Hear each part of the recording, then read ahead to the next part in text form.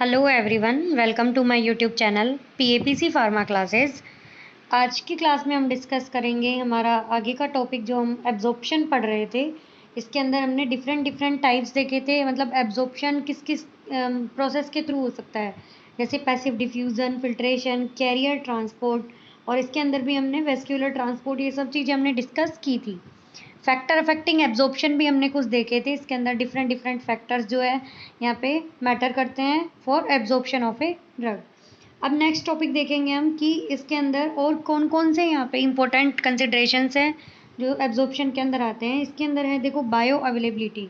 Bio availability जो है, bio availability का मतलब क्या होता है कि जो आपने ड्रग है, मान लो ये यहाँ पे आपकी ये ड्रग है, ये आपने स्टमक से यहाँ पे ली है इस तरीके से, और ये क्या, स्मॉल इंटेस्टाइन, और बाद में ये आपके ब्लड में जाएगी आगे के प्रोसेस के बाद। ठीक है, तो ये जिस रेट से जा रही है और जिस एक्सटेंट से जा रही है, यानी कि अमाउंट से, जो उसका अमाउंट है वो यहाँ पे उसका डिज़ोल्व होने के बाद वो ब्लड में कितनी पहुँच रही है, that is called as bioavailability. मतलब अनचेंज्ड फॉर्म में वो ब्लड में कितनी पहुँच रही है, उसको बोलते हैं क्या, बायो अवेलेबिलिटी। ठीक है, मतलब क्या हुआ कि आपने जैसे 100 mg यहाँ पे कोई ड्रग ली है, ठीक है, अब वो घुलेगी, घुलने के बाद वो हो सकता है कि लीवर में जाए, ब्लड में डायरेक्टली ना पहुँच के वो लीवर में जाए, लीवर से मेटाबोलाइज ज़्यादा हो उसका, और ये इससे कम भी हो जाए, 100 की 70 ही रह जाए या और भी कम रह जाए, और या फिर ऐसा भी हो सकता है कि ये 100 की 100 ही रहे। ठीक है, डायरेक्टली ये ब्लड में एंटर हो जाए। ये क्या है, इसकी बायोअवेलेबिलिटी होती है। ठीक है, rate and extent of absorption of a drug in a from a doses form administered by any route. ठीक है, आपने चाहे वो आईवी से ली है, चाहे ओरल से ली है, आईएम से ली है, जहाँ से भी ली है, हर ड्रग की अपनी बायोअवेलेबिलिटी होती है। ठीक है, बायोअवेलेबिलिटी जब आईवी रूट से लेते हैं तो उसकी 100% रहती है, यानी कि कंप्लीट ड्रग ब्लड में जाती है, क्योंकि आप इंजेक्ट ही उसको वेन में कर रहे हो। ठीक है, इसलिए उसकी जो आईवी रूट की जो बायोअवेलेबिलिटी है वो कितनी रहती है, 100%। ठीक है, यानी कि क्या हुआ, इसका मतलब कि ड्रग का अमाउंट है जो आपका डिज़ोल्व होने के बाद और फिर वो वापस जितना ब्लड में पहुंचता है अनचेंज्ड फॉर्म में, उसको बोलते हैं क्या, बायो अवेलेबिलिटी। ठीक है, आगे देखते हैं नेक्स्ट टॉपिक इसी का जैसा, बायो इक्वलेंस। बायो इक्वलेंस क्या हुआ कि जब हमने दो यहाँ पे प्रिपरेशंस लिए, 2 प्रिपरेशंस एक साथ लिए हमने, मतलब मान लो कि एक इसकी टैबलेट फॉर्म में ले ली, एक इसकी सॉल्यूशन फॉर्म में ले ली, या फिर दोनों टैबलेट ले ली लेकिन अलग अलग। ठीक है, दोनों सेम मतलब रेट से और सेम एक्सटेंट में, एक ही टाइम में, एक ही कंडीशन में कितनी बायो अवेलेबल हैं, दोनों का कंपेयर जो होता है वो होता है क्या, bio equivalence. Bio means body, equivalence means equal, body के अंदर उनका रेट और एक्सटेंट कितना इक्वल है जबकि उनको सेम कंडीशन के अंदर दिया जा रहा है, वो होता है क्या, बायो इक्वलेंस। दोनों टॉपिक जो है, बायो अवेलेबिलिटी और बायो इक्वलेंस, इनके अंदर क्या, कंफ्यूज नहीं होना, दोनों अलग हैं। बायो अवेलेबिलिटी का मतलब क्या हुआ, ड्रग आपने जितनी ली है किस रेट से और कितने एक्सटेंट में आपके ब्लड में कितनी पहुंच रही है अनचेंज्ड फॉर्म में, वो होती है बायो अवेलेबिलिटी। बायो इक्वलेंस में दो ड्रग का कंपेयर करते हैं जब दोनों को हम सेम रेट के साथ, सेम एक्सटेंट के साथ, सेम कंडीशंस में देते हैं, तो बॉडी में उनका कितना यहाँ पे बायो इक्वलेंस जो है वो टेस्ट होता है। ठीक है, ये क्या है कि दोनों इंपॉर्टेंट है जो कि इसके अंदर इन्वॉल्व होते हैं। फिर देखो नेक्स्ट क्या है, next consideration, pre systemic metabolism. ये हमने पहले भी पढ़ा है, फर्स्ट पास मेटाबॉलिज्म जिसे हम बोलते हैं, दूसरा नाम इसका फर्स्ट पास मेटाबॉलिज्म होता है। इसका मतलब क्या हुआ कि वही है कि आपने ये यहाँ पे ड्रग यहाँ से ली, ये स्टमक है, स्टमक में इंटेस्टाइन के बाद या इंटेस्टाइन में जाने के बाद ये सिस्टमिक सर्कुलेशन में कितनी पहुँच रही है ड्रग। ठीक है, इससे पहले का प्रोसेस जितना भी आता है सिस्टमिक सर्कुलेशन में पहुंचने से पहले का, वो होता है पूरा प्री सिस्टमिक मेटाबॉलिज्म, यानी कि प्री सिस्टमिक, सिस्टम में पहुंचने से पहले। यहाँ पे ड्रग लेने के बाद ये डिज़ोल्व हुई, लीवर में गई, फिर इसका यहाँ पे मेटाबॉलिज्म हो गया। मान लो लीवर में ज़्यादा मेटाबॉलिज्म हो गया तो इसका इफेक्ट कुछ नहीं आएगा, इस तरीके से ड्रग पहले ही यहाँ पे मेटाबोलाइज हो गई, तो इसको बोलते हैं क्या, प्री सिस्टमिक मेटाबॉलिज्म और फर्स्ट पास मेटाबॉलिज्म। और ये सबसे ज़्यादा किसका होता है, ये होता है किसका, जो आपकी ओरली जो आप ड्रग लेते हैं उनका होता है प्री सिस्टमिक मेटाबॉलिज्म सबसे ज़्यादा। ठीक है, और जो यहाँ पे ये प्री सिस्टमिक मेटाबॉलिज्म होता है ये मेनली कहाँ होता है, ये होता है किसमें, लिवर के अंदर। लिवर एक सबसे ज़्यादा मेटाबोलाइज करने का ऑर्गन है। Mostly drug are metabolized by liver. ठीक है, ये तो क्या था पूरा जो एब्जॉर्प्शन था उसके बारे में कंप्लीट था कि क्या एब्जॉर्प्शन होता है, कौन कौन से प्रोसेस के थ्रू कैसे कैसे हो सकता है, और कुछ इंपॉर्टेंट टर्म जैसे बायोअवेलेबिलिटी, बायो इक्वलेंस और प्री सिस्टमिक मेटाबॉलिज्म। अब डिस्कस करते हैं हम क्या डिस्ट्रीब्यूशन। ठीक है, डिस्ट्रीब्यूशन का मतलब क्या हुआ, जब आपके इसके सिस्टम के अंदर ड्रग पहुंच गई, यानी कि ब्लड के अंदर आ गई ड्रग। ठीक है, अब ब्लड क्या है, पूरी बॉडी में यहाँ पे सर्कुलेट होता है, पूरी बॉडी में। तो ये पूरी बॉडी में सर्कुलेट होता है तो ब्लड के साथ साथ ड्रग भी सर्कुलेट होती है। इसी चीज़ को क्या बोलते हैं, डिस्ट्रीब्यूशन। ठीक है, डिस्ट्रीब्यूशन जो है वो कुछ पैरामीटर्स पर डिपेंड होता है। कैसे कि लिपिड सोल्यूबिलिटी, यानी कि जो लिपिड सोल्यूबल ड्रग है। क्यों बोला लिपिड सोल्यूबिलिटी, क्योंकि जब आपके ये ब्लड है, ब्लड के थ्रू आगे जब ड्रग जाएगी तो आपके जो ये सेल्स हैं, इस तरीके से सेल्स के अंदर फ्लूइड होता है कौन सा, ICF, अंदर बाहर कौन सा होता है, ECF।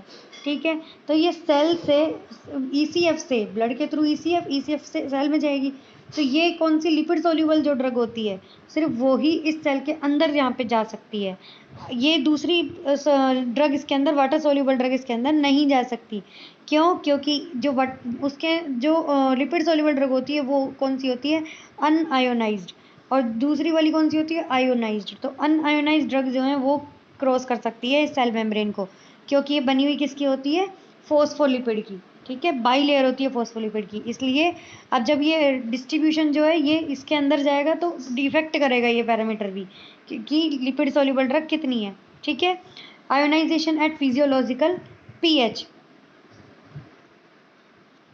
Ionisation at physiological pH, यानी कि इसका मतलब क्या हुआ कि ड्रग जो है आपके पीएच पैरामीटर पर डिपेंड करती है। डिसोसिएशन कांस्टेंट, पीके का मतलब क्या हुआ, डिसोसिएशन कांस्टेंट, उसकी आयोनाइज्ड फॉर्म और अनआयोनाइज्ड फॉर्म, ये दोनों इक्विलिब्रियम में होती है। ऐसा नहीं है कि सारी ड्रग आयोनाइज्ड हो गई, ऐसा भी नहीं है कि सारी ड्रग अनआयोनाइज्ड हो गई, लेकिन इन पे डिपेंड होता है। ठीक है, नेक्स्ट है extent of binding to plasma and tissue protein. ठीक है, इसका मतलब क्या हुआ, जबकि ये ब्लड है इसके अंदर यहाँ पे कुछ प्रोटीन्स प्रेजेंट होते हैं। ठीक है, ये जो प्रोटीन्स प्रेजेंट होते हैं ये क्या है, परमानेंट होते हैं। ठीक है, इन जब ड्रग इसके अंदर जाती है तो कुछ ड्रग के मॉलिक्यूल इस प्लाज्मा प्रोटीन से भी बाइंड हो जाते हैं। ठीक है, इनसे बाइंड हो गए, ये बड़े मॉलिक्यूल होते हैं इसलिए ये ब्लड की जो स्मॉलेस्ट कैपिलरीज होती है, आगे कैपिलरी में भी डिवाइड हो जाता है। अब जब ये ब्लड की स्मॉलेस्ट कैपिलरी है इनसे ये यहाँ पे क्रॉस नहीं हो पाता, क्योंकि ये तो बड़ा मॉलिक्यूल है, ये इसमें से इसके पोर साइज जो है वो छोटे होते हैं, तो इनसे ये बड़ा मॉलिक्यूल प्रोटीन का नहीं जा पाएगा। तो जो आपने ड्रग ली है वो इनसे बाइंड हो जाती है यहाँ पे किससे, प्लाज्मा प्रोटीन से। ठीक है, और जब बाइंड हो जाती है वो तो उसका डिस्ट्रीब्यूशन जो है वहाँ पे वो कम होगा, क्योंकि जो हमारे ब्लड है उसका वॉल्यूम कितना होता है, 5 लीटर्स, बट हमारी जो बॉडी फ्लूइड है उसका कितना होता है, 42 लीटर्स। ठीक है, तो इसके अंदर ज़्यादा यहाँ पे ड्रग जो है वो घुलेगी, सोल्यूबल होगी, और इसके अंदर यहाँ पे कम होगी। ठीक है, नेक्स्ट है presence of tissue specific transporters. इसका मतलब क्या हुआ कि जो ब्लड ये यहाँ पे टिश्यूज़ के अंदर जो प्रेजेंट है, क्योंकि टिश्यूज़ के अंदर भी ब्लड की सप्लाई होती है, इतनी नहीं होती, बहुत कम होती है, बट होती तो है, उनके अंदर भी मैटर करेगा आपका डिस्ट्रीब्यूशन प्रोसेस जो है वो यहाँ पे ड्रग में कितना हो रहा है। ठीक है, difference in regional blood flow, यानी कि ब्लड के फ्लो पे भी डिपेंड करेगा पर्टिकुलर एरिया में, कि यहाँ पे जैसे यहाँ पे ब्रेन है तो ब्रेन में सबसे ज़्यादा ब्लड की सप्लाई होती है, यानी कि इस रीजन में सबसे ज़्यादा होती है।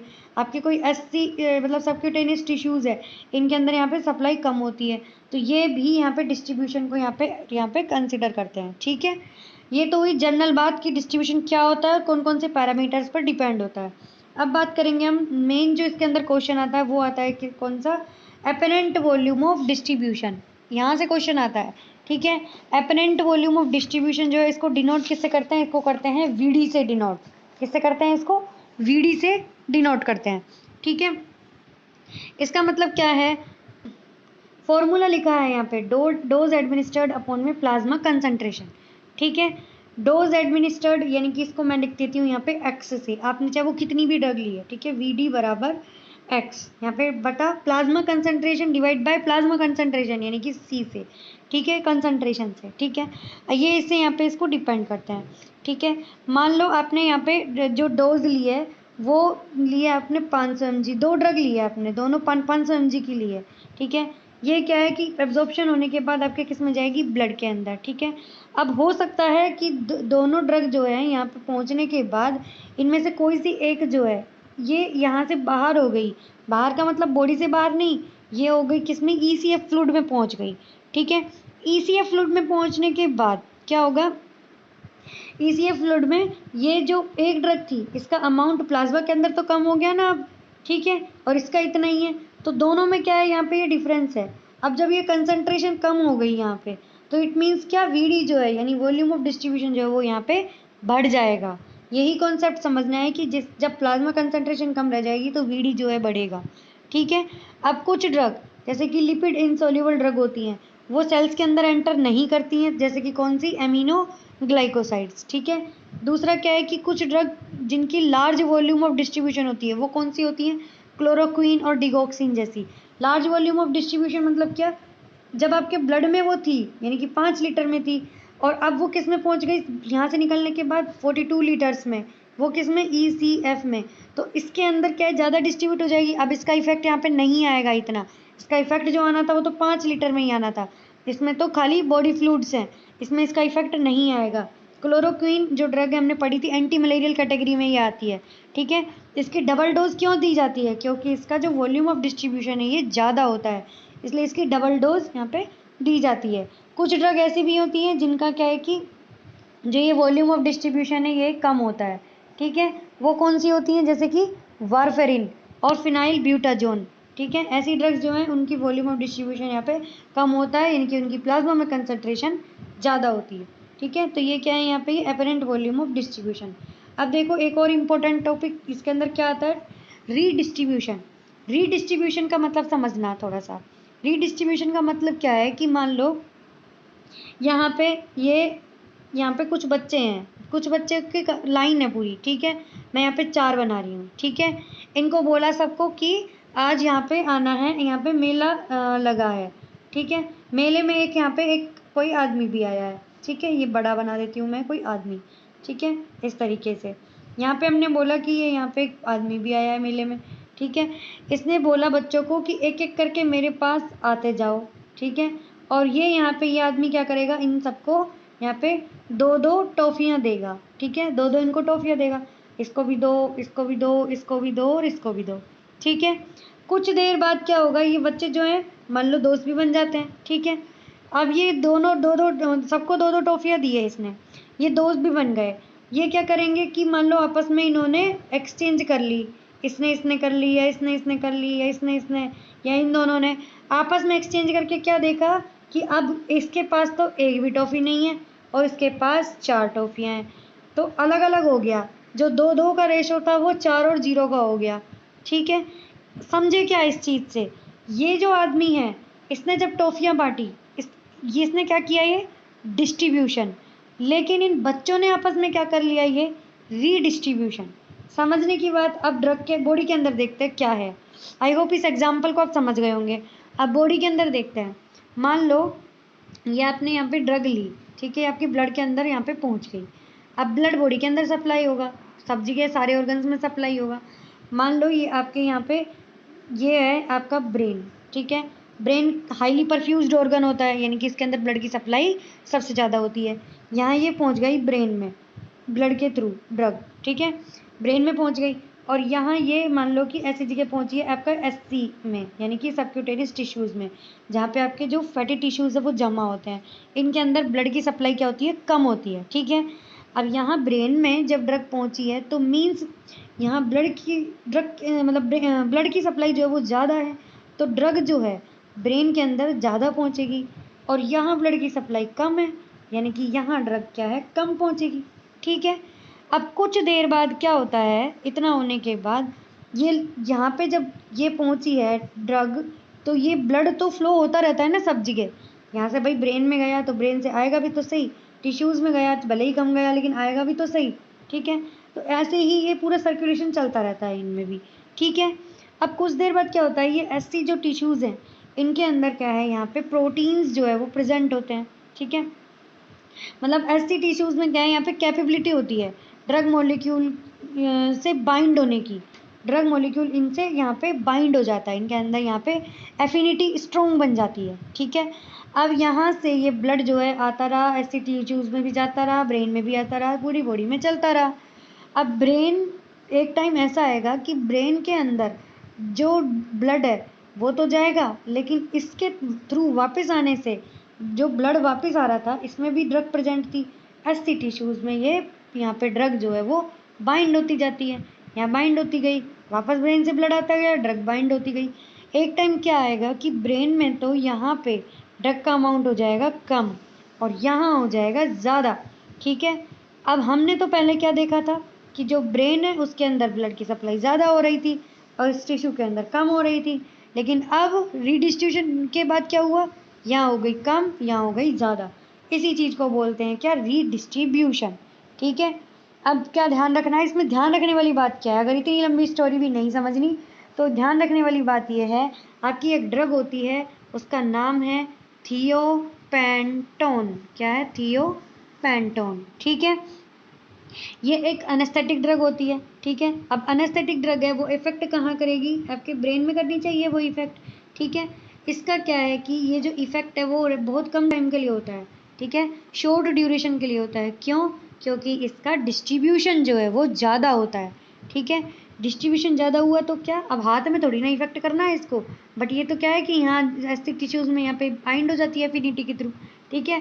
अब यहाँ ब्रेन में तो कम रह जाती है, इसीलिए इसका इफेक्ट कम टाइम के लिए रहता है, जितनी देर ब्रेन में उतना ही रहता है, बाद में वो ब्लड के थ्रू वापस यहीं पहुँच जाती है, इसलिए ये शॉर्ट ड्यूरेशन ऑफ एक्शन रखती है। और थियोपेंटोन जो है इसका यहाँ पे जो रीडिस्ट्रीब्यूशन प्रोसेस है वो ज़्यादा होता है, ठीक है।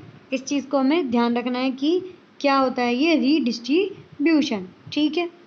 अब आगे देखते हैं नेक्स्ट इंपॉर्टेंट जो इसके अंदर आते हैं, इसके अंदर है देखो ये प्लाज्मा प्रोटीन बाइंडिंग। ये क्या हुआ, प्लाज्मा प्रोटीन बाइंडिंग का मतलब क्या हुआ कि जो आपके यहाँ पे ये थे, ये आपकी ब्लड वेसल है, ब्लड वेसल्स के अंदर मैंने बोला था जो प्रोटीन है वो प्रेजेंट होते हैं, ये बड़े साइज के होते हैं और ये जो पोर्स होते हैं इनमें होते हैं छोटे साइज के, ठीक है। अब जब इसके अंदर ड्रग प्रेजेंट है, आई यहाँ पे भाई हमने ले ली, बहुत अच्छी बात है, यहाँ ब्लड में पहुँच गई, ठीक है, एब्जॉर्प्शन के बाद। अब जब यहाँ ये प्रोटीन के मॉलिक्यूल प्रेजेंट है तो ड्रग इनसे क्या हो जाती है, बाइंड हो जाती है, ठीक है। ड्रग इनसे क्या हो गई, बाइंड, बाइंड होने के बाद इसका इफेक्ट अब नहीं आएगा, क्योंकि ये तो बाइंड है, होने को तो ब्लड में ही है, लेकिन ये बाइंड है, जब इससे फ्री होगी और आगे ब्लड में ही आगे जाएगी तो ये इसका इफेक्ट आएगा।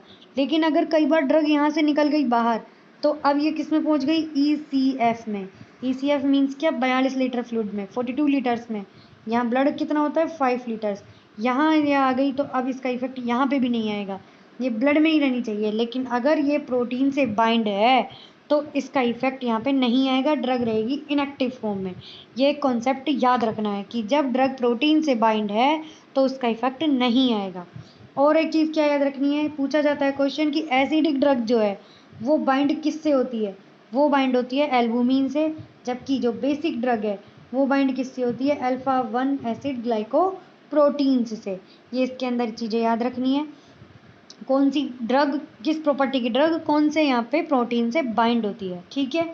और क्या याद रखना है इसके अंदर, इसके अंदर आपको स्टेटमेंट क्लियर रखने हैं अपने अबाउट प्लाज्मा प्रोटीन बाइंडिंग। और इसमें क्या याद रखना है, प्लाज्मा प्रोटीन बाइंडिंग को डिनोट किससे करते हैं, PD से, यानी कि प्लाज्मा प्रोटीन बाइंडिंग। जब वो बाइंड है तो PD इसको बोलेंगे। मान लो हो सकता है अनबाउंड भी हो तो ओनली ड्रग ड्रग से आएगा, मान लो यहाँ पे ड्रग बाउंड नहीं हुई तो ये इस तरीके से भी रहेगा। तो ये ऐसे इनको याद रखना है, ठीक है।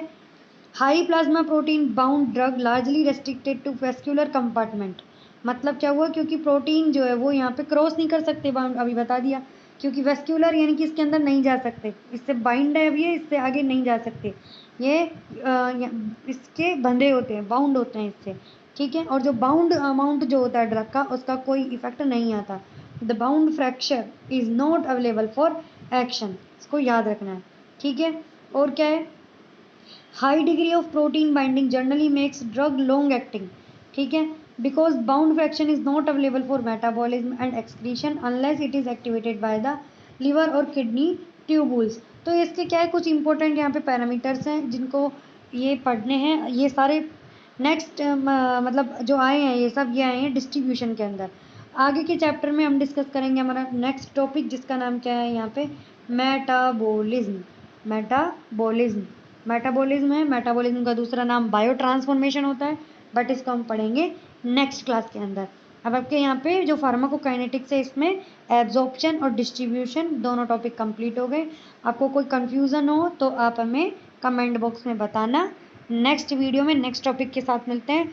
तब तक के लिए थैंक यू, धन्यवाद, जय हिंद, जय भारत।